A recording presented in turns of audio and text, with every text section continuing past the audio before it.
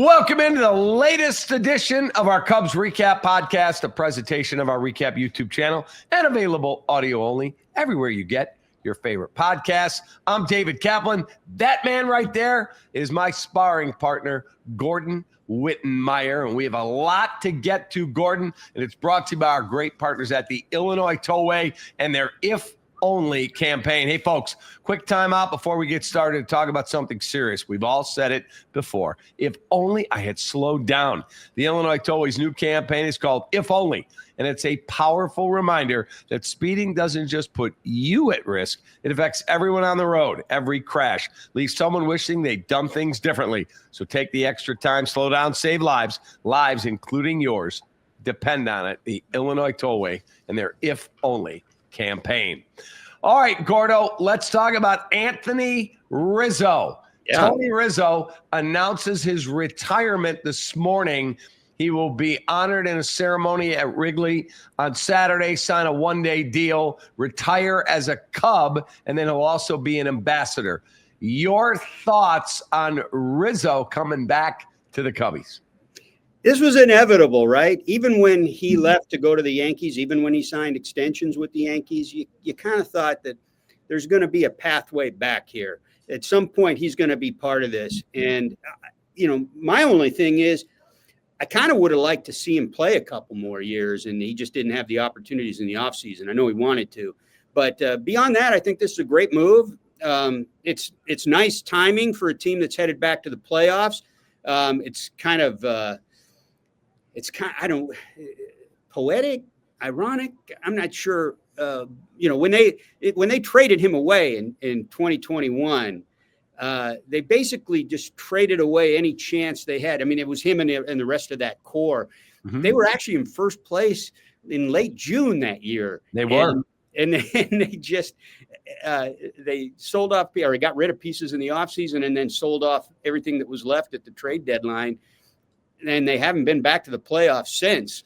And here he comes. That was their chance to maybe try to maybe get back to the playoffs back then. And instead they punted, and they've been punting ever since. So now he's back. They're going to go to the playoffs, and who knows what happens then. But he should be a part of the Cubs organization. He should be a big part of the Cubs organization for as long as he wants to be going forward. He's going to be an excellent ambassador with a few of his old teammates. In terms of what Rizzo's legacy will be, obviously he caught the last out from Chris Bryant to clinch the World Series in 2005 in one of the great Game 7s of all time. That all said, I think his lasting legacy is not the platinum glove and the 30 home run seasons and the 100 RBI seasons and all the gold gloves. I think his legacy is he embraced this city like it was his own, and he gave back to this community more than most any athlete we've seen in modern times. Oh, I completely agree with that. I mean, there was one year where the Cubs PR department, marketing department, whatever, tried to exploit it, where they sent a camera out to him when he visited a hospital. But he was doing that stuff on his own, behind the scenes, pediatric wards and things like that, pediatric cancer wards, because he being a cancer survivor, really helping and changing the outlooks and lives in some cases of some of these kids and families. He's always been part of that. He always felt like a Cub. He really embraced everything about the culture of this team and city. And you saw that the day he got traded. He got traded on a getaway day, I think, to Washington. They were heading to Washington, and Bryant got traded the next day. I think the deadline was the next day. Yep. And he got told right before they were getting on the bus.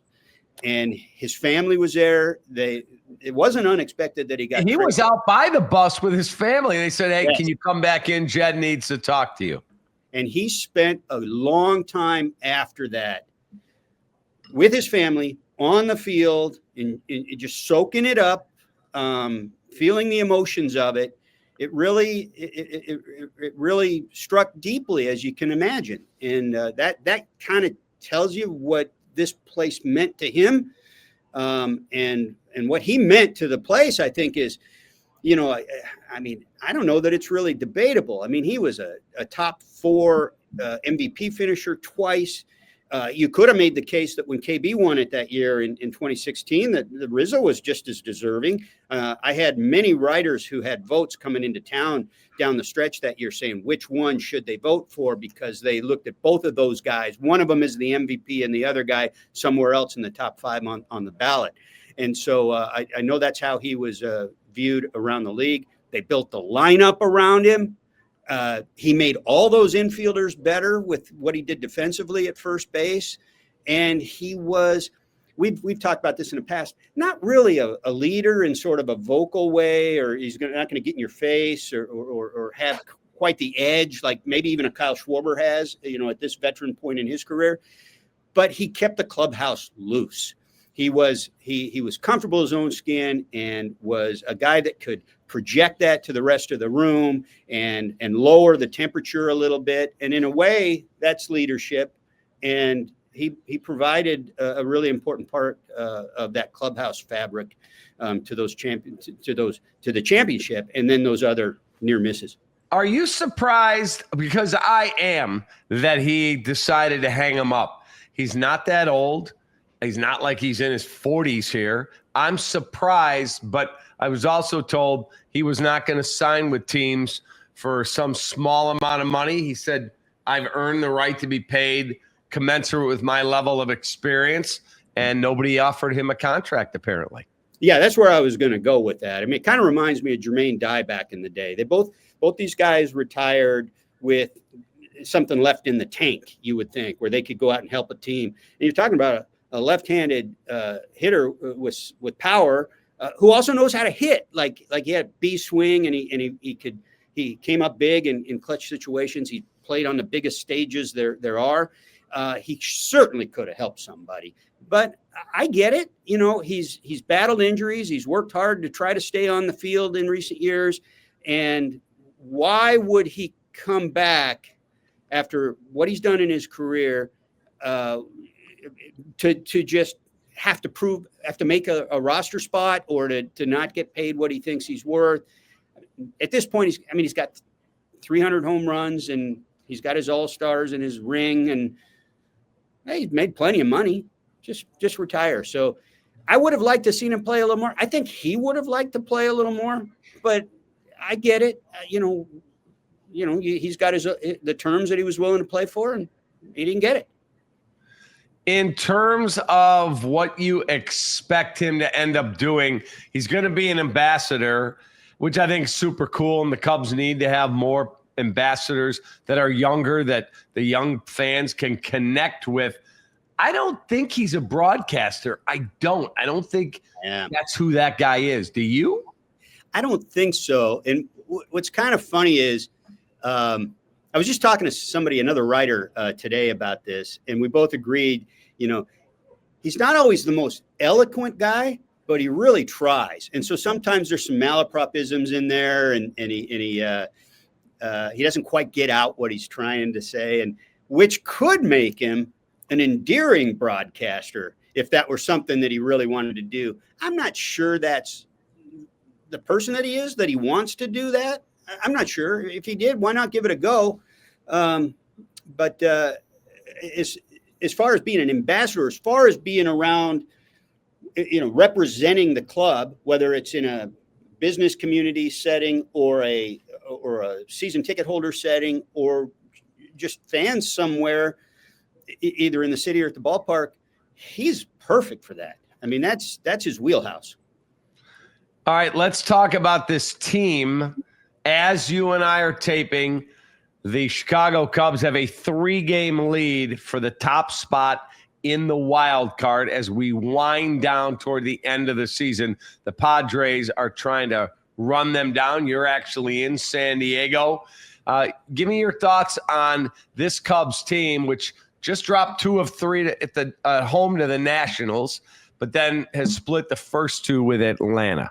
Yeah, I mean, the first place you go with this is Jamison Tyone's supposed to be starting tonight as we tape this, Wednesday night, coming off the IL, the groin injury. That'll be a big start for him and them to know what they've got in him going forward, or have some sense of what they've got in him, win or lose. But I'm worried about the pitching cap, and damn, how long have we talked about this? That the pitching depth was going to be, they have, in my estimation, they've overachieved with their pitching this year, and credit to them for getting what they have out of their pitching staff. Credit to those pitchers big time. But now this depth issue could come home to roost at exactly the worst possible time. Cade Horton looks great. He's one of the best pitchers in baseball. He's amazing. But he's a kid who you have to monitor his workload. He's at a career high workload. And now you're going to ask him to pitch in October, which you should, which you have to. So you really have to be careful with him. He's one of your best case scenario. You got Imanaga. You got Matthew Boyd. Again, this is a guy coming off an injury with a lot of innings compared to what he's thrown the last couple of years, and he hasn't been quite as sharp lately. And then you got Tyone, who's coming back. We'll see what he's got coming off the injury. And then you got Palencia on the IL, and I don't have a hell of a lot of confidence that he's going to be ready to help you at least early October. And so, man, Soroka is the big guy you get at the deadline. He walks off the mound hurt, his first start? And then now he might come back in a bullpen role maybe for you. Kittredge, I mean, hell, they should have gone out and got Shane Bieber, who, by the way, I talked to here recently. He's given Toronto some innings, and he's only going to get better because they picked him up while he was rehabbing, didn't have to give up a lot for him. And now he's paying off already, and he's only going to get better as he gets some more innings under him. Let me ask you a question before we hear from Shane Bieber. Who would you start if it was game one of the NL wild card, Cubs at home, let's assume, against the Padres? Would you start Shota? Would you start Cade Horton, who's by far pitched the best of anyone on that roster? And I think he has the second best ERA in the history of the sport, behind only Jake Arrieta in 2015 with the Cubs since the All-Star break. Well, we think it'll be against if it lines up the way it is now, it'll be against the Padres, right? It would be against the Padres as of right now. So, I mean, the easy answer is I'd go with Imanaga. They don't hit lefties quite as well. I'd go with the lefty, and Imanaga. I'd go with Imanaga over Boyd. But if that weren't a factor, you'd really have to strongly consider Cade Horton. And so it'll be a home game. So there's a comfort zone there, that you wouldn't want to necessarily start him out on the road in one of these high, big stage games. But on the other hand, like if you lose that first game, everything's must win after that. So there might be even more pressure on Cade Horton next time around. It's a great question because there's not an easy answer. The easiest answer in my estimation is go with your best lefty if it's the Padres. Yeah. Jesse said he would start Cade Horton because he's your best single pitcher. I said to Jesse, boy, the pressure of game one is pretty big. He goes, yeah, and if you lose game one, the pressure of game two to stay alive is even bigger. That's way bigger. Or game three if you split the first two. Correct. And that might even feel bigger than a game two must win. So if Cade Horton's in your first three and left-right matchup is not an issue, and his innings are going to be an issue no matter what, I would probably lean toward Cade Horton in the first game, just because. Yeah, it's kind of like it's the closer thing, right? Some guys can't pitch the ninth because even with a 2 or 3 run lead, you're the last line of defense. But a lot of guys can come in and do just fine in a tie game in the eighth because no matter what happens, you won't lose it. Who would you close with? Because I would close with Brad Keller. Yeah, I was going to say Keller, but this is where in the first round, with it being a short series, maybe you consider one of your starters as the closer. I'm just saying you're able to get creative, or maybe you don't have a closer per se. Maybe you just react to where the matchups are late in the game. That might be the best way to go, rather than declare a closer, or have a all else be an equal closer, but just go in knowing you're just going to match up the back end of the game. That's probably the best way to go. Best way to go is to get Kyle Tucker healthy, get PCA back off the schneid, and wind up being 5 runs ahead. So the Cubs right now, 82-63. The Padres 79-66. So that gives the Cubs a 3-game advantage for the top wild card. They've got a 6-game advantage over the Mets, who are the 3rd wild card, and then an 8-game advantage over San Francisco, 9 over your beloved Reds. My beloved Reds. Hey, that's it. You want some math? Like, I'm looking at this. So they got 82 wins, right? And by the way, 2 more wins, and they're better than the last 2 years. They've got 17 games left. Now, you were saying, well, they'd have to basically lose all the rest of their games to not make the playoffs. Yeah, 99.9% chance. But how about this? If they go 9-8, 500. Now, make it 8-9, under 500. That's 90 wins. 8-9 the rest of the way is 90 wins. Yep. You take that going into the season, right? You would. Yeah, and with the way their schedule sets up, they should do better than 90 wins. They should be over 500 the last 17. They should. They got 3 against Pittsburgh. They got 4 at Cincinnati, and then they finish at home with 3 against the Mets, who aren't playing real well right now. And 3 with the Cardinals. And they got 1 more tonight with the Braves, and 3 this weekend in Chicago against the Rays. I mean, you should go 6-3 against Pittsburgh, New York, and St. Louis. You would think. That's 82-66, and 8 other games left to play out. Yeah, you got a chance to go over 90 for sure. Yes. Great shot. All right, you talked to Shane Bieber, who was traded by the Guardians to the Blue Jays. Here is Gordon. While he was rehabbing from Tommy John. Here is Gordon's convo with, he's been a Cy Young winner. The guy's a stud. This is Shane Bieber on the potential trade talks around the deadline. So you were working your way back right around trade deadline, and there were a lot of rumors, and obviously a deal was made. How much did you hear about the Cubs at that time? Not much. I didn't hear much about any teams in particular. I think the opportunity to hear about and read into a bunch of rumors was there.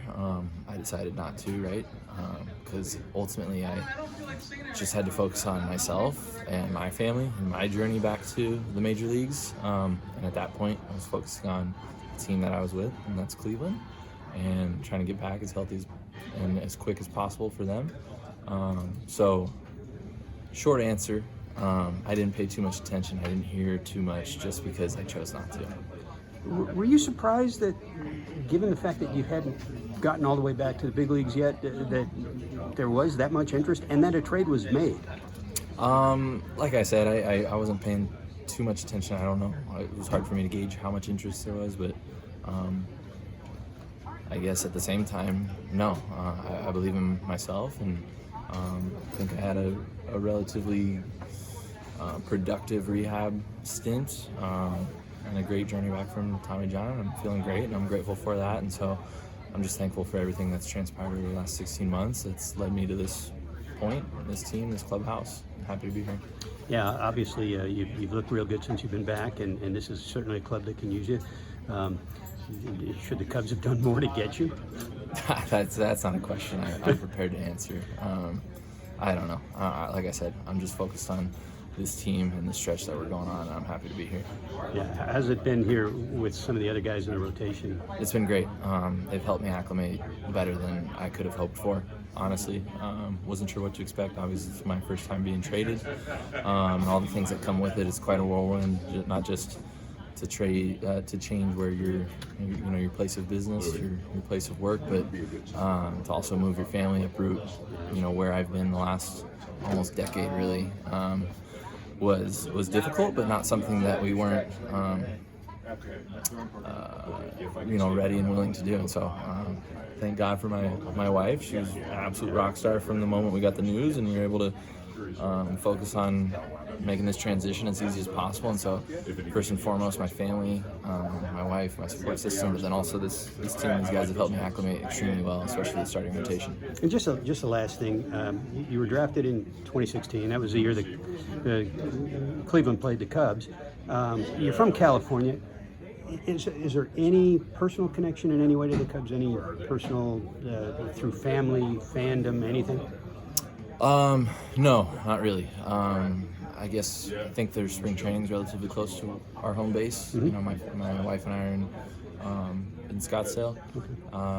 But that would have been good, huh? And I'm very close with Matthew Boyd. I'm happy with him. So you could have been the next Matthew Boyd for them. Yeah, we have a lot of parallels between our rehab process and just like the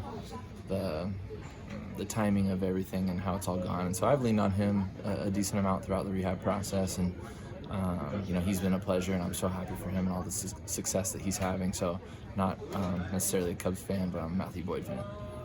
Gordon, he didn't really want to engage in all the rumors that were out there, but I think he would have been a really good fit with the Cubs. I think he would have been an excellent fit, and I think they would have loved him in Chicago. And God, the guy's pitched big games. He's a big award-winning guy. He's an ace, and he's healthy now. I saw him pitch his second or third outing, and he gave up some runs in the first inning, and that's really skewed his ERA. Like if you look at his ERA, he's not really pitching well. He actually is pitching very well. And that one inning skewed his numbers, and then he just shut him down the rest of the game. And so what he's going to do, I think, for Toronto in the postseason could be the difference in Toronto being able to advance deep into October. And it could have, should have, would have been the difference maybe in the Cubs the same way on the National League side. I tell you what, man, last night, so we're recording this on Wednesday. Tuesday night, Michael King, the opening day starter for the Padres, returned after 2 IL stints and pitched well.